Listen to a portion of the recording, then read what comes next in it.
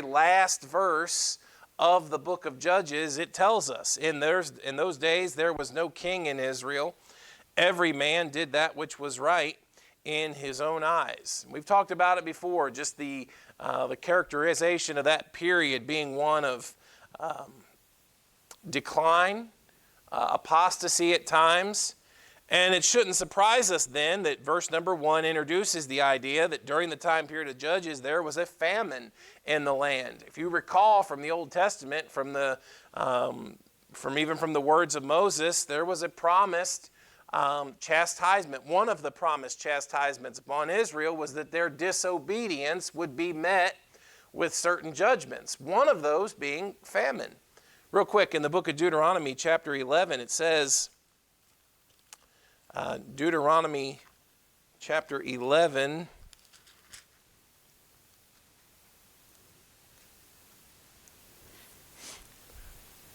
verse 17, Deuteronomy 11 and verse 17.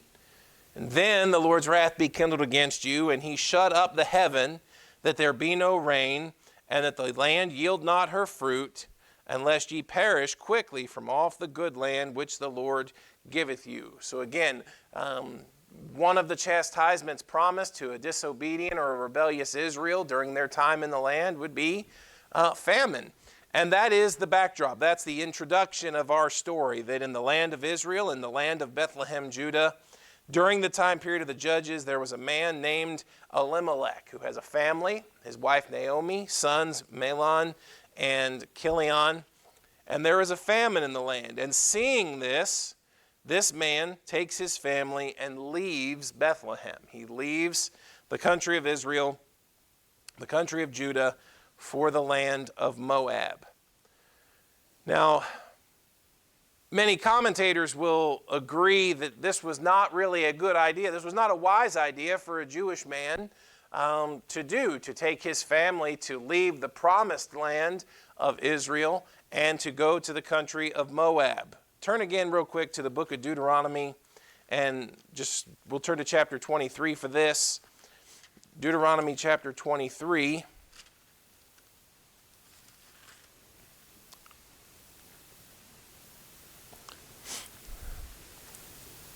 Interestingly enough, in our stories with David recently, we've been talking much about Ammonites, and now we're back to Moabites with the story of Ruth. Deuteronomy 23, verse 3, it says, "An Ammonite or Moabite shall not enter into the congregation of the Lord, even to their 10th generation shall they not enter into the congregation of the Lord forever, because they met you not with bread and with water in the way when ye came forth out of Egypt, and because they hired against thee Balaam, the son of Beor of Pethor, of Mesopotamia, to curse thee. Nevertheless, the Lord thy God would not hearken unto Balaam, but the Lord thy God turned the curse into a blessing unto thee, because the Lord thy God loved thee.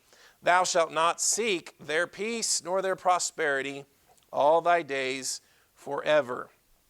Because of who the Ammonites and the Moabites were, because of their treatment of Israel at times in the past, there was certainly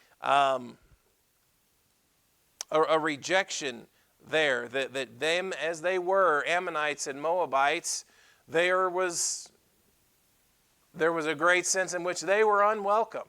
Now, we're not talking about those that may proselyte, but we're talking about them in their natural state, them as their natural people, that they were not welcome. They were not to be viewed as, they were not to be wished prosperity, and they were not to be wished peace because of who they were, because of the enemy nature, because of the status that they had and their lack of help for Israel and their calls for others to curse Israel in times past. The Lord doesn't want them to have anything to do with the Ammonites and the Moabites. So you come to the book of Ruth, and it's really odd that troublesome times come in Israel, and that's Elimelech's option. I get it, right? There's the idea of self-preservation there. I understand physically, I understand humanly or naturally maybe why he did it, but this doesn't appear to be the appropriate decision as far as what someone from Bethlehem should do. But he does. in an attempt to save his family, but we can only assume that that was his great priority, was to save his family, he leaves for Moab. Of course, we know the story, and that's not really what happens. In verse number 3 of Ruth chapter 1, we find that it wasn't long before Elimelech died. Ruth 1 verse 3 says, "And Elimelech, Naomi's husband, died, and she was left, and her 2 sons." So Elimelech now is gone. And in verse 4, it says that they took them wives of the women of Moab. The name of the one was Orpah, the name of the other Ruth, and they dwelled there about 10 years. Doesn't take long for the years to add up, does it? Verse number 5, Mahlon and Chilion died also, both of them. And the woman was left of her 2 sons and her husband. Now, both of her sons ended up marrying Moabite women. We of course know that was a troublesome relationship. You read Ezra chapter 9, verse 1 and 2, Nehemiah chapter 13, verse 23 to 25. You start to learn the trouble that these relationships caused in the nation of Israel when the Jews began to marry of the Ammonites, the Moabites, the other nations of the land. Read some of those comments. The first 5 verses of Ruth chapter 1 present us a scenario that's really not great. You've got this woman and her husband that have left their home with their 2 sons in hopes of what? Finding a place where they can have food and potentially not die. Well, a few years later, Naomi has lost her husband. She's lost her sons. The only thing that she's gained are 2 Moabite daughters-in-law. So you read verses 1 through 5, we see a bad situation has become even worse. And so the backdrop of our story is set. That's what verse 1 through 5 really seek to accomplish, and they do. They do a great job of that. Naomi has lost her husband. She's lost her sons in Moab with 2 Gentile daughters-in-law. She has no heirs. She has no children. She has no grandchildren. She has no husband. And so we're left after the first 5 verses with a quite perplexing scenario. All right, number 2, 3 widows. 3 widows.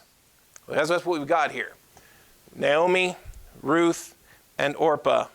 When verse 6 opens, that's where we are. The first bit of good news comes in verse number 6. It says, "Then she arose with her daughters-in-law that she might return from the country of Moab, for she had heard in the country of Moab how that the Lord had visited his people in giving them bread." That's, again, the first bit of good news that you've seen so far. It sounds like maybe the famine is over back home. There's actually bread. There's food back in the land of Bethlehem, Judah. And so she makes a plan to return there. Now, a lot has happened. It's been 10 years, right? Don't forget how the timeline has worked. It's been 10 years since they've left, but she wants to return home now. And so verse number 7 says, "Wherefore she went forth out of the place where she was, and her 2 daughters-in-law with her. And they went on the way to return unto the land of Judah. And Naomi said unto her 2 daughters-in-law, Go, return each to her mother's house. The Lord deal kindly with you, as ye have dealt with the dead and with me." So they have started this journey. Naomi has started this journey back to her homeland, back to the land of Israel, back to Bethlehem. And at first it looks like her 2 daughters-in-law were going to accompany her. And they get just a little bit down the road, and she stops and pauses and releases them. "Girls, why don't you guys go back home? Why don't you return home? I appreciate all that you've done for me. I appreciate, the daughters-in-law that you've been. But this might be better if you all just went home. If you went back to your people. I'll go back to my people. You go back to your people. Let's just break up here, and you all go home." Verse number 9, "The Lord grant you that ye may find rest, each of you in the house of her husband." It doesn't seem to be that this parting was bitter, as far as intention. It's not that, she's mad at them per se, but why would Naomi want them to go? Why would Naomi want them to go home? Well, I mean, there's a couple of reasons that she might. There may be, in a sense, some level of shame, right? That she left with 3 Jewish men and is going to return with 2 Jewish, or 2 non-Jewish, 2 Gentile, 2 heathen women. Maybe there's a bit of shame on her part. It might be easier if, you all just stay here and I'll go back home alone. Maybe. Maybe part of it was that there's some level at which she knows they're not really going to be accepted. If she brings home 2 Moabite women, there's no promise that the men of Israel are going to accept them, right? Just because they were married to Elimelech's sons, that's not a guarantee that, these Moabite women are going to be accepted, especially if other people take the command of Deuteronomy 23 and take it super strict, super literally, that, you're not welcome here. There's a very real possibility that happens when they get back to Israel, right? Well, she's also going to give us one more reason. In verse number 9, the Lord grant you that you may find rest, each of you in the house of her husband. She kissed them, and they lifted up their voice and wept, and said unto her, surely we will return with thee unto thy people. No, we'll come with you. There's that sense of devotion, right, to the husbands that they had married and to their husband's mother there. So they say, no, we'll return with you. But Naomi said, turn again, my daughters. Why will you go with me? Are there yet any more sons in my womb, that they may be your husbands? Turn again, my daughters, go your way, for I'm too old to have a husband. If I should say I have hope, if I should have an husband also tonight, and should also bear sons, would ye tarry for them till they were grown? Would ye stay for them from having husbands? Nay, my daughters, for it grieveth me much for your sakes that the hand of the Lord is gone out against me. They say, no, we'll go with you. And she's like, well, what's the point? God's hand has gone out against me, and I already know how this plays out. I'm not married. I'm getting older, and I just don't see much hope, right? I don't have any other sons for you to marry. And if I were to get married tonight, and start bearing children again, would you wait for them to grow up? Would you wait for them to grow up and become men and marry them? Now, what is she getting at here? What is she getting at here? This is actually the Old Testament provision that's going to kind of weave its way all through the book of Ruth. Let's take a moment here and talk about what she's talking about, the provisions that she's kind of talking about. I don't have any other sons for you to marry, and if I were to have more sons, would you wait for them to get old enough anyway? It would behoove us to stop here and mention the fact that when you talk about the inheritance of Israel, God's intention was that the inheritance would always be kept with each tribe. Okay, there were 12 tribes of Israel that had portions of land. The tribe of Levi, of course, had a portion within each land, but 12 separate tribes had portions of land. And God's intention was that the land always remain with each tribe. Let's just read a couple verses. Leviticus chapter 25.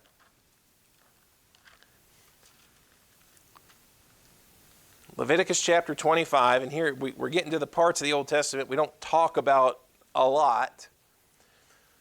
But Leviticus 25, verse 23. Leviticus 25, verse 23. The land shall not be sold forever.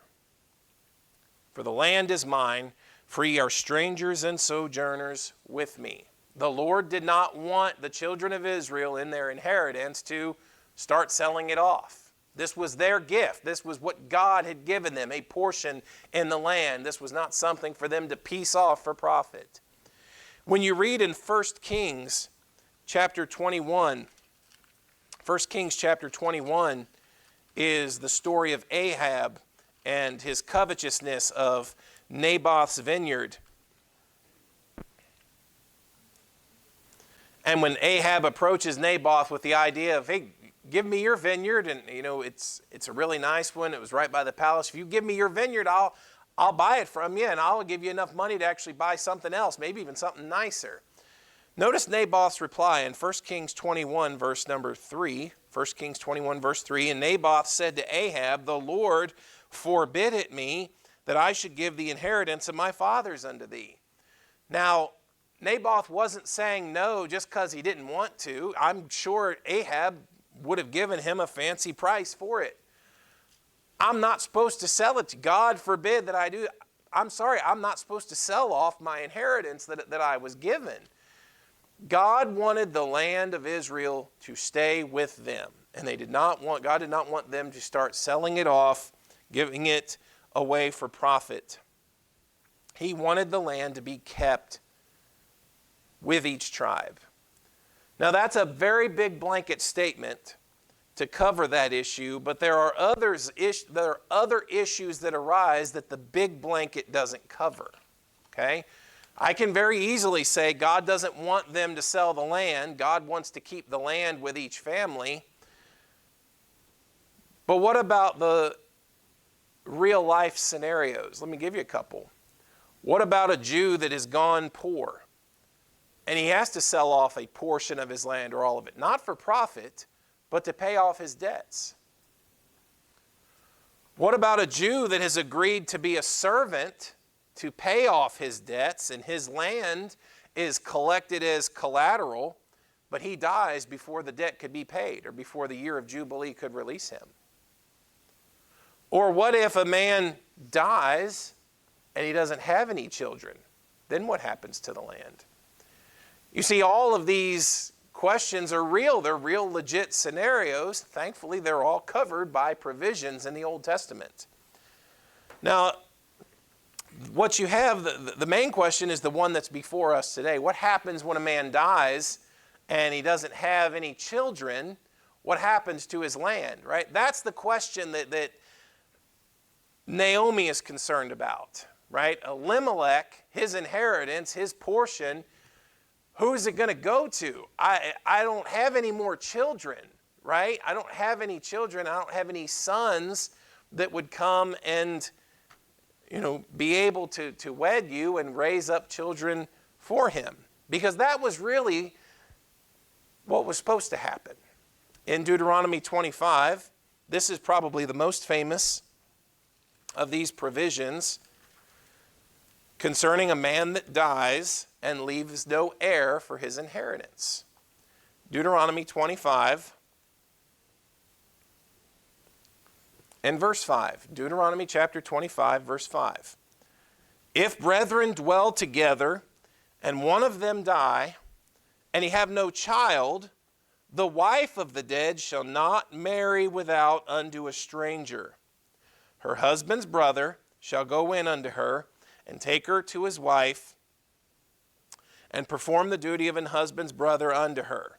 And it shall be that the firstborn which she beareth shall succeed in the name of his brother which is dead, that his name be not put out of Israel. So this was the provision, right? The ideal scenario was that, okay, you've got Mahlon. Mahlon was married to Ruth. He dies, but that Mahlon and Ruth don't have any children. What's supposed to happen?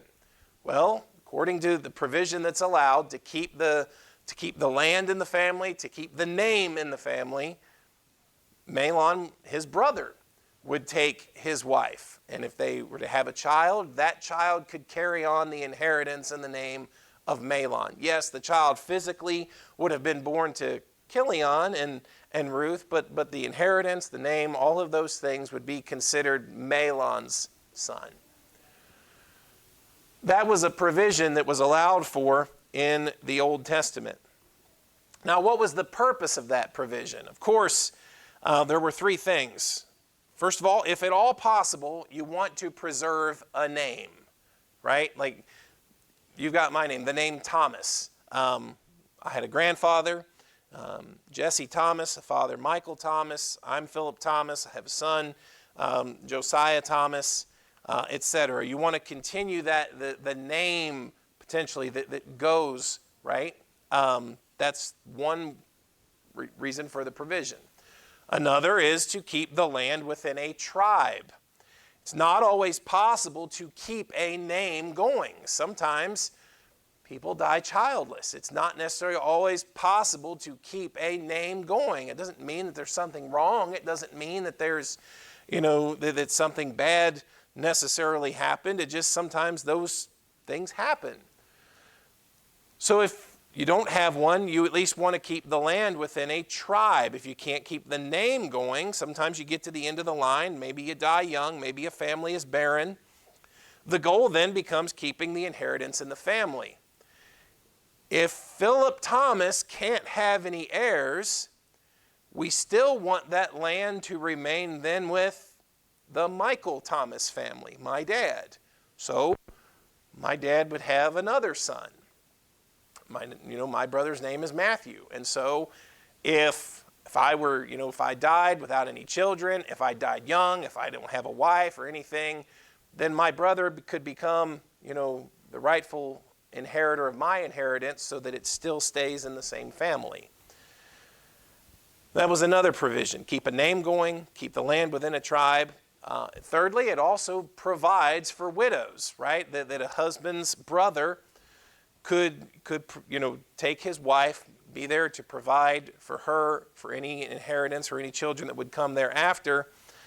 One of the quickest ways to bankrupt a nation is to become a welfare state, and that's kind of been understood from the beginning. So widows, God made provisions that they could be taken care of within the same family. Okay? Now, you see why these were put in place, and I'll say that it was important that those things be followed. In Deuteronomy chapter 25, you have the context of our provision and how seriously it was taken. Verse number 7, Deuteronomy 25, verse 7, if the man like not to take his brother's wife, so the brother doesn't want to do that, then let his brother's wife go to the gate unto the elders and say, my husband's brother refuseth to raise up unto his brother a name in Israel. He will not perform the duty of my husband's brother. So you've got a brother that doesn't want to do that. He thinks it's going to look better if, I may actually end up with the inheritance anyway if he never has any kids, so I'm not going to raise up, an heir for my brother in his inheritance. Listen, people have been selfish for a long time. Those things happen. So verse number 8, the elders of his city shall call him and speak unto him. And if he stand to it and say, I like not to take her, then shall his brother's wife come unto him in the presence of the elders and loose his shoe from off his foot and spit in his face, and shall answer and say, so shall it be done unto the man that will not build up his brother's house. And his name shall be called in Israel, the house of him that hath his shoe loosed. This would have been a humiliating experience, to be spat upon and to have someone else carry your shoe around saying, yeah, you know what, this guy over here, whatever names you want to call him, I have evidence that testifies that he won't do what we consider practically right. He would not play the part in raising up a child for his brother. And it would have been a shame. It would have been humiliating for him to do that. All of these things come into play in our story in Ruth, right? You probably caught that phrase there in verse number 9 about the shoe loosing from off the foot. And when you get later on in the book of Ruth and you start talking about Boaz and the other people of Israel, it comes into play. This is what Naomi is getting at. When she's talking to Ruth and Orpah in our text, Ruth chapter 1, Ruth chapter 1, number 1, in verse 11, she says, turn again, my daughters. Why will ye go with me? Are there yet any more sons in my womb that they may be your husband? I don't have any other children that can fulfill those duties. Turn again, go your way. I'm too old to have an husband. Time's ticking, and I'm too old. And she even puts a provision there at the end of verse 12. If I should say I have hope. Okay, now let's just assume that there was any hope at all. I'm too old to have another husband. I'm really too old to be having more kids. But, okay, if I had hope, if all of those things could happen, would you wait? Would you wait? If I could have another son, if I could get married tonight and have another son in 9 months, would you wait for him to get old enough? By the time he gets old enough to have a child with you, you may not be able to have a child anyway. Just go home. It'd be better if you just go, right? And just in the most practical of terms, you don't have an inheritance to go back to. There's no one. I don't have anyone for you. There's an assumption there that whoever's left in Israel, they're not going to take a Moabite woman. Just go. Just go home. So that's where verse number 13 leaves us, with the grieving widow. It grieveth me much for your sakes that the hand of the Lord is gone out against me. This is my lot now in life. God has spoken his judgment. We left Israel. We left in hopes of finding safety, finding food, and not dying, and now they're all gone. My husband and my sons are gone. God's hand is against me. She's not bitter at Ruth and Orpah. She's not embittered against them. She's embittered, in a sense, at her lot in life. She believes that she's fallen under condemnation or judgment from God, that his hand is against her. This is the way it's played out. It would be better if you just went home.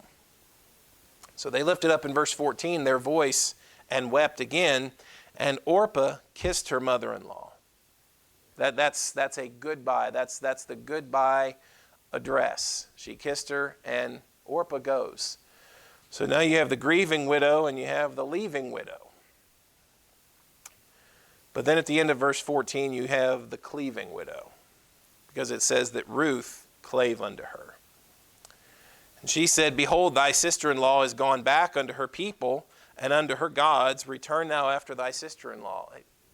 You don't get it? Like, she got it. Orpah, she went back to her people. She went back to her gods. It's okay. Go. I'm not mad at you. Just go. You can return.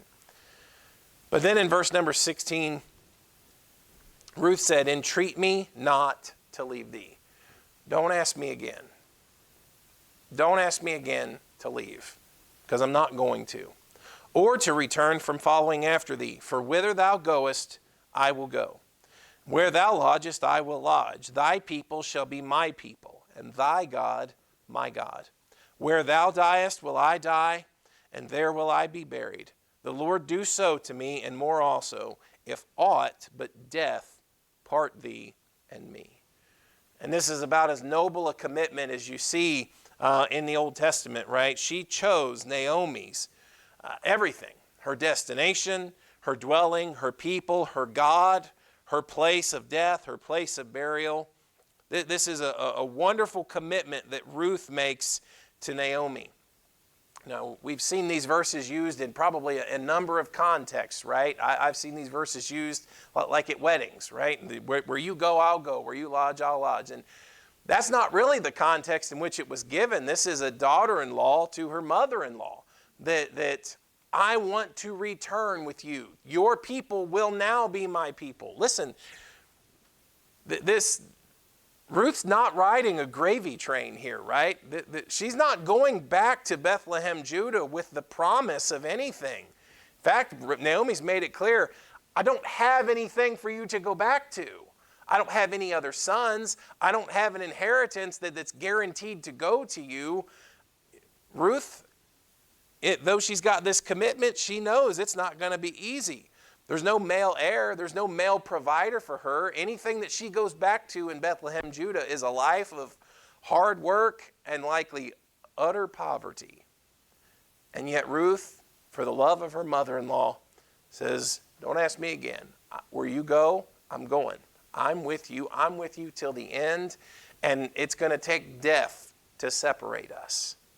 What a commitment, right? And with that commitment, in verse number 18, when she saw that she was steadfastly minded to go with her, then she left speaking unto her.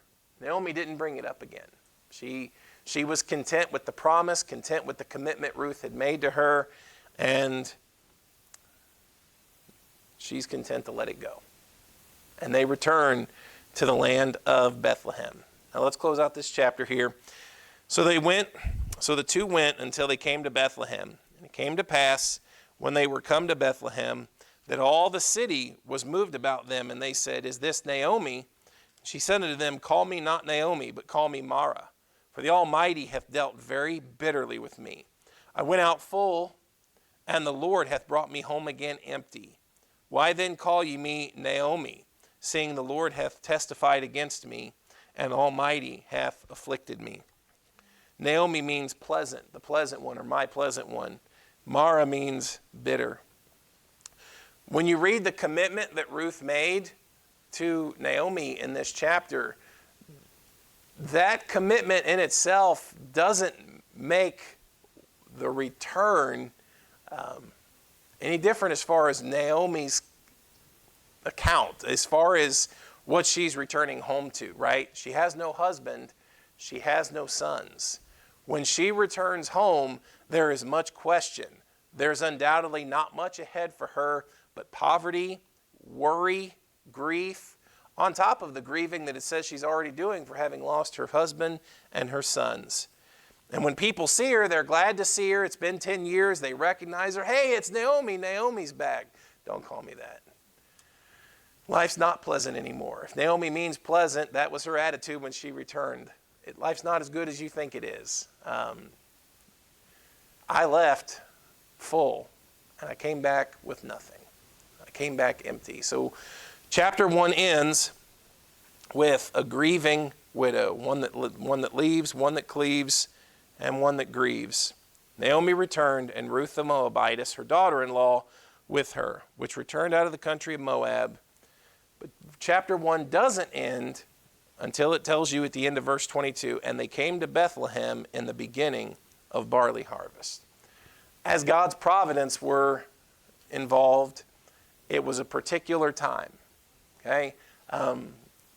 God was not finished with Naomi or with Ruth. There is much more to go in this story. And as hopeless and as helpless as it seems, God's providence is at work. And there's a particular time that is mentioned here, and it's going to become relevant and important as we continue on. All right, let's have a word of prayer this morning. Father, we're thankful to get into your word this morning. We're thankful for our Sunday school class and for our children's class. I